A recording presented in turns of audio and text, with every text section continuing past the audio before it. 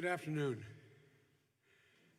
I'm here today to talk about infrastructure and jobs and a clean energy future, but I have to start by speaking about what millions of Americans know when they wake up every morning with worry, anxiety, and fear. We're still a country in crisis. The pandemic has affected more than 3 million Americans. It has cost more than 135,000 lives in climbing, and it shows no signs of slowing down. In just the last few days, 19 states reported record cases, including Florida, which saw more than 15,000 new cases in a single day. Hospitalizations and deaths, two of the most concerning indicators of Trump's failed response, are already unacceptably high, and they are rising. It's gotten bad enough that even Donald Trump finally decided to wear a mask in public. I'm glad he made the shift, but Mr. President, it's not enough. We won't be able to turn the corner and get American people back to work safely without presidential leadership. Mr. President, open everything now isn't a strategy for success. It's barely a slogan.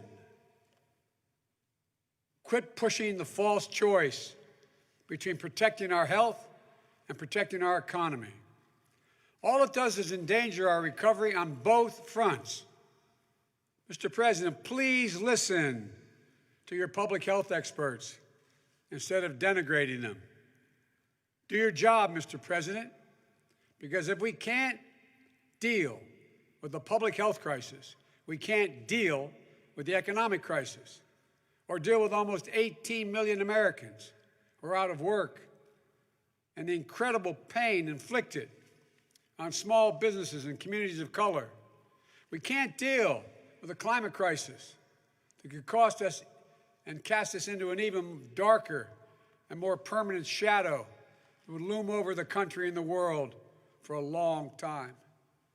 And we won't be able to do what Americans have always done, come back stronger than ever before with the grit, toughness, and resilience that characterizes who we are. That's what I want to talk about today. Last week, I shared the outlines of my plan to build back better, a bold plan to build an economy of the future, not an economy of the past. And the first plank of that plan rejects the defeatist view that automation and globalization mean we can't ensure our future is made in America with American paying, good paying union jobs here at home, making it in America. We clearly can. Today, I'm here in Wilmington to talk about a second plank, how we can create millions of high-paying union jobs by building a modern infrastructure and a clean energy future. These are the most critical investments we can make for the long-term health and vitality of both the American economy and the physical health and safety of the American people. Even if we weren't facing a pandemic and an economic crisis, we should be making these investments anyway. 1 in 5 miles of our highways are still in, quote, poor condition, according to the American engineers.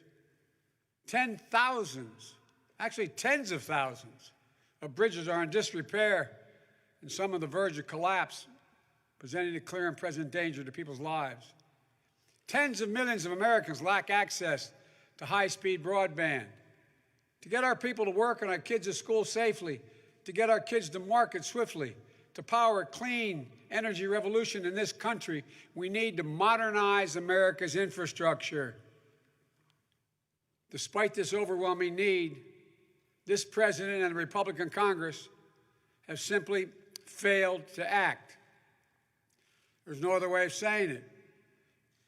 To continue to break the promises they've made to the American people. Donald Trump promised a big infrastructure bill when he ran in 2016. He promised it again in 2017, and then in 2018, and again in 2019. And now he's promising one again. Seems like every few weeks, when he needs a distraction from the latest charges of corruption in his staff or the conviction of high-ranking members of administration and political apparatus, the White House announces, quote, it's Infrastructure Week. How many times have you heard him say that? But he's never delivered. He's never really even tried. Well, I know how to get it done. In 2009, President Obama and I inherited an economy in free fall, and we prevented another Great Depression. We enacted the largest infrastructure plan since President Eisenhower's interstate highway system, not only creating good-paying jobs, but improving the safety and security of people on our roads. We made the largest investment in clean energy in history of the United States of America, $90 billion. And it put us on a path toward a thriving, clean energy economy, powering new economic growth and reducing energy costs. Here we are now with an economy in crisis, but with an incredible opportunity, not just to build back to where we were before, but better, stronger, more resilient, and more prepared for the challenges that lie ahead. And there's no more consequential challenge that we must meet in the next decade than the onrushing climate crisis. Left unchecked, it is literally an existential threat to the health of our planet and to our very survival. That's not up for dispute, Mr. President. When Donald Trump thinks about climate change, the only word he can muster is hoax. When I think about climate change, the word I think of is jobs. Good paying, union jobs that have put Americans to work, making the air cleaner for our kids to breathe, restoring our crumbling roads and bridges and ports, making it faster, cheaper, and cleaner to transport American-made goods all across the country and around the world. Jobs. Jobs to build and install a network of 500,000 charging stations along our existing and new highways that we've built across this country, which not only will help America and the American automobile industry lead the world in manufacturing with electric vehicles, it will also save Americans billions of dollars over time in the cost of gasoline for their vehicles. Jobs that lay the lines for the second great railroad revolution, which will not only slash pollution, will slash commute times and open up investment in areas connected to metropolitan centers for the first time. When Donald Trump thinks about renewable energy, he sees windmills somehow causing cancer. When I think about these windmills, I see American manufacturing, American workers racing to dominate the global market. I see the steel that will be needed for those windmill platforms, towers, and ladders that can be made in small manufacturers like the McGregor Industries. I was up in Scranton last week. I see the union-trained and certified men and women who will manufacture and install it all. I see the ports that will come back to life, the longshoremen, the shipbuilders, the communities they support. When Donald Trump talks about improving efficiency by retrofitting lighting systems with LED bulbs, remember what he said? He said he doesn't like LED because, quote, the light's no good. I always look orange, end of quote. The light's no good. I always look orange. When I think about energy retrofitting for lighting, I see the incredible projects like the one right here in the Chase Center. I see small businesses like Preferred Electric that design and install award-winning energy conservation measures, reduce consumption of electricity, and save businesses hundreds of thousands of dollars in energy costs per year. I see master electricians and union workers who went through union apprenticeships, who start off good wages and quality benefits that only grow from there. These investments are a win-win-win for this country, creating jobs, cutting energy costs, protecting our climate. That's why today I'm releasing my plan to mobilize millions of jobs by building sustainable infrastructure and an equitable clean energy future. In my first 4 years, we're going to give 4 million buildings all across this country the same energy makeover that you get here at Chase, the Chase Center. It's going to create at least 1 million jobs in construction, engineering, and manufacturing in order to get it done. It's going to make the places where we work, we live, we learn, healthier, improving indoor air quality and water quality. It's going to save tens of billions of dollars in energy cost over time. That's all real. We're not just going to focus on commercial spaces, though. We're going to give direct support to help families do the same thing for their homes. We're going to offer cash rebates and low-cost financing to upgrade energy and efficient appliances and windows, improvements that will cut their monthly energy bills and over time save them thousands of dollars a year. We're going to make a major investment to build 1.5 million new energy-efficient homes, and public housing units will benefit from communities, all the communities, 3 times over, by alleviating the affordable housing crisis, by increasing energy efficiency, and by reducing the racial wealth gap linked to home ownership.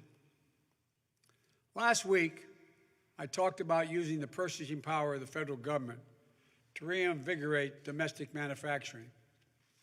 That's what we're going to do with the American automobile industry as well.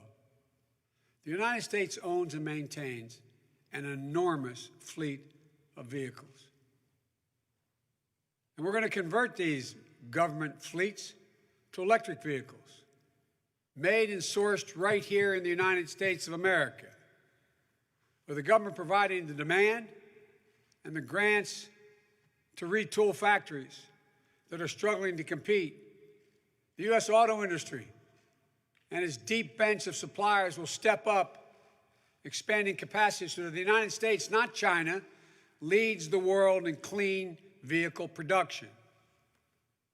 We're going to make it easier for American consumers to switch to electric vehicles as well, not only by building 500,000 charging stations, but by offering rebates and incentives to swap older fuel-efficient vehicles for new, clean, made-in-America vehicles, saving hundreds of billions of barrels, millions of barrels of oil on an annual basis. Together, this will mean 1 million new good-paying jobs in the automobile industry, its supply chain, and the associated infrastructure needed to get it done. We also know that transforming the American electrical sector to produce power without producing carbon pollution and electrifying an increased share of our economy will be the greatest spurring of job creation and economic competitiveness in the 21st century. That's why we're going to achieve a carbon pollution-free electric sector by the year 2035. We need to get to work on it right away. We'll need the scientists at the national labs, the land-grant universities, the HBCUs, to improve and innovate technologies needed to generate, store, and transmit this clean energy. We need the engineers to design them, the workers to manufacture them. We need iron workers and welders to install them. We'll become the world's largest exporter of these technologies, creating even more jobs. We know how to do this. Our administration rescued the auto industry and helped it retool, made solar energy the same cost as traditional energy, weatherized more than 1 million homes, and we'll do it again, but this time bigger and faster and smarter. And as we do this work, we need to be mindful of the historical wrongs and the damage that American industries have done in the 20th century, inflicting environmental harm on the poor and vulnerable communities, so often Black and brown and Native American communities. Polluted air, polluted water, toxins raining down from communities that bore the environmental and health burdens but shared none of the profits. Growing up, breathing that in every day, it's poison. And it's partly why there are such incredible rates of childhood asthma in Black and brown communities. Why Black Americans are almost 3 times more likely to die of asthma-related causes than white Americans. It's Cancer Alley in St. James Parish in Louisiana. And it's the cancer-causing clusters along Route 9 right here in Delaware. And that's why today I'm also releasing a State of the Environment Justice policies that build on my existing plan. This is an area of incredible opportunity for economic growth for our country, but we have to make sure that the first people who benefit from this are the people who were most basically hurt by it historically in the last century by the structural disparities that exist. I'm setting a goal to make sure that these frontline and fence line communities, whether in rural places or center cities, receive 40% of the benefit from the investments we're making in housing, in pollution reduction, in workforce development, in transportation, across the board. We're also going to create jobs for people by cleaning up the environmental hazards that have now been abandoned. You saw the front page of the Times 2 days ago. All these places that are going bankrupt, except for the benefit that's going millions and millions of dollars going to the CEOs. More than 250,000 jobs right away to do things like plugging millions of abandoned oil and gas wells that exist all across the country, posing daily threats to the health and safety of our communities. We're going to hold accountable those CEOs and corporations that benefit from decades of subsidies, then just walked away from their responsibilities to these communities, leaving the wells to leak, pollutants to continue to spew, greenhouse gases flowing into the air and the water. We're not only going to repeal those subsidies, we're going to go after those golden parachutes the CEOs gave themselves before declaring bankruptcy to make sure that workers receive the benefits and retirement they were promised. Let's create new markets for our family farmers and our ranchers.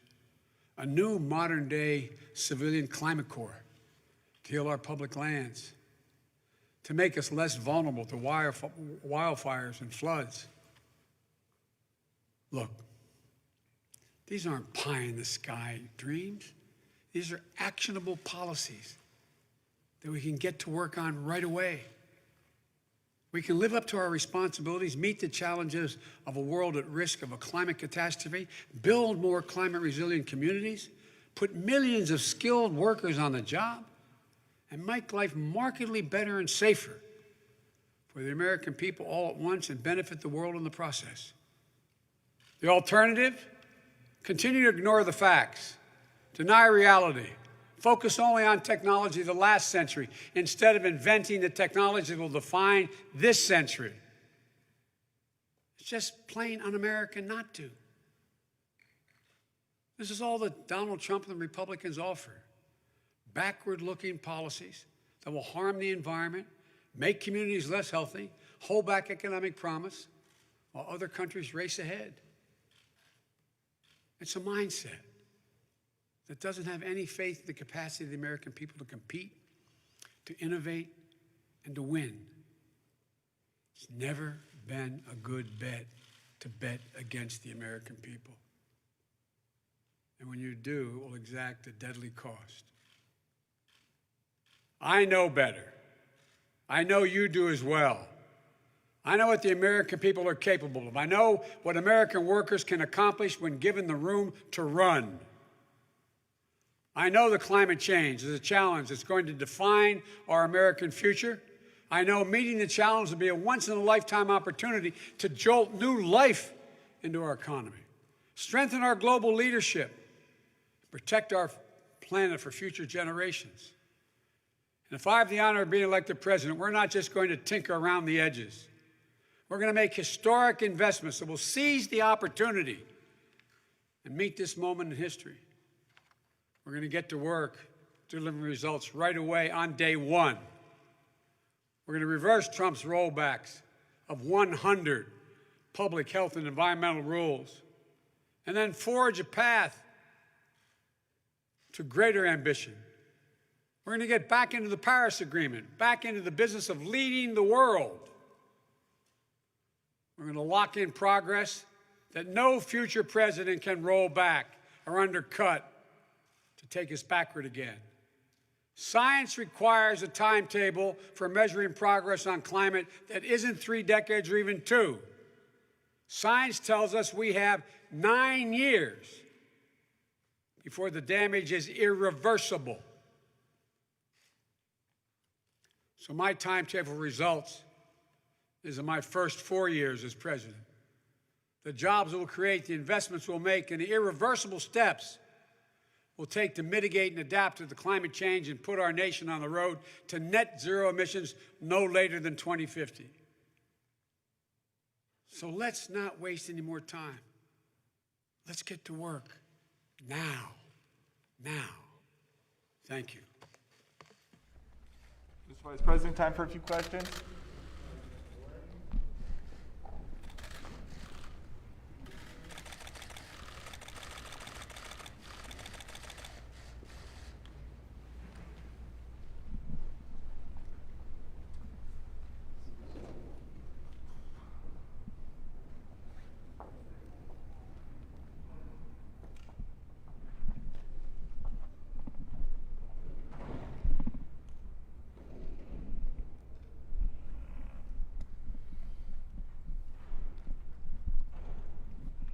Did you get those questions?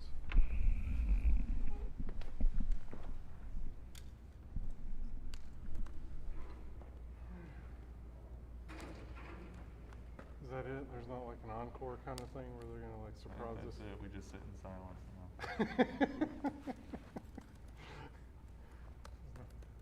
No encore? All right. I'm gonna power down, Peter.